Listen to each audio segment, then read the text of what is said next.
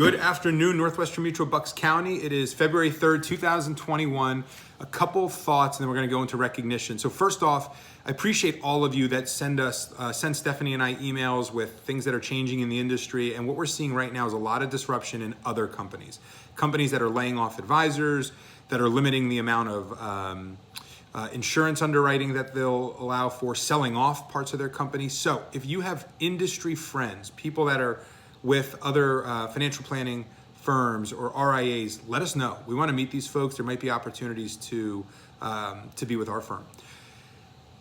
If you've been in the kitchen over the last week, you'll notice a couple things that are new in there. There's 3 menus that I hung up, and these are a little part of actually my own personal history. So my dad and my grandfather and my Uncle Tommy opened up a pizzeria called Valentino's in the Forestall Village in September of 1987.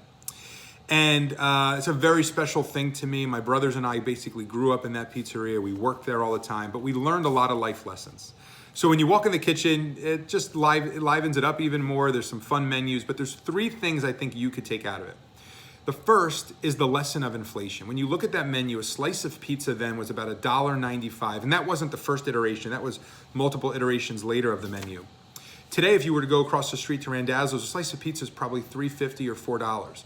Same product, same material, hasn't really innovated, but inflation is real. Remind your clients the importance of starting early, compound interest, investing early on. All those things make a real difference.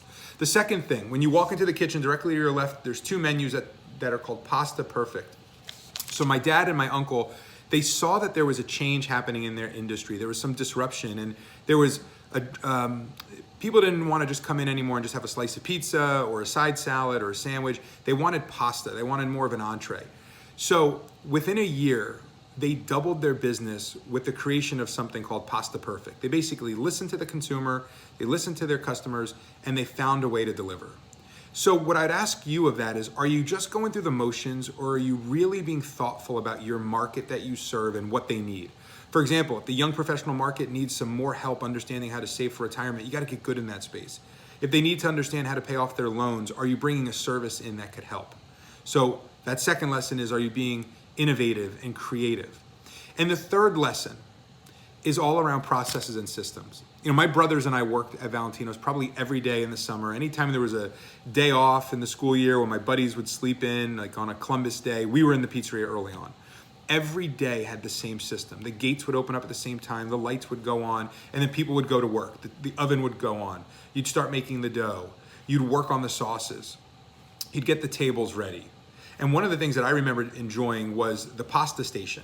So we'd literally, you'd make the pasta, you'd boil the water, you'd get the pasta in there, you'd cook the pasta, you would then weigh it and bag it. So when the customer came in later, you didn't have to figure out how much pasta they needed. You took a bag's worth of pasta, you put it in the heater, you then sauteed the sauce, and it was delivered to them within 2 minutes, right? It didn't have to be created from scratch, but it was completely fresh.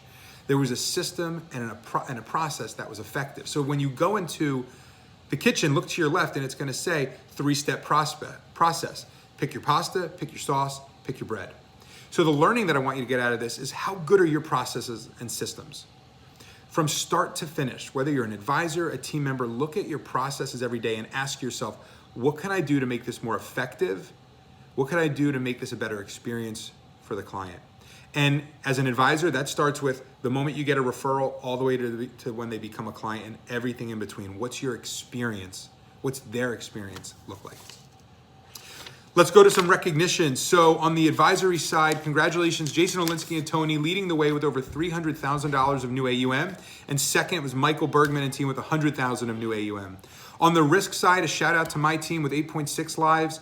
But I want to give a shout out here, Jason Olinsky and Tony, third in the agency with over $16,000 of premium. Michael Bergman and team, 4th in the agency with over $12,000 of premium on 6.5 lives. And Eric Knobloch, 7th in the agency, over 5.5 lives on over $6,400 of premium. Congratulations to you and Stephanie and your joint work partners. Jay Bergman and team, $5,200 of premium. Brittany, 3 lives submitted. Russ Romano, $3,500 of premium. Felix and Pam, $3,000 of business submitted.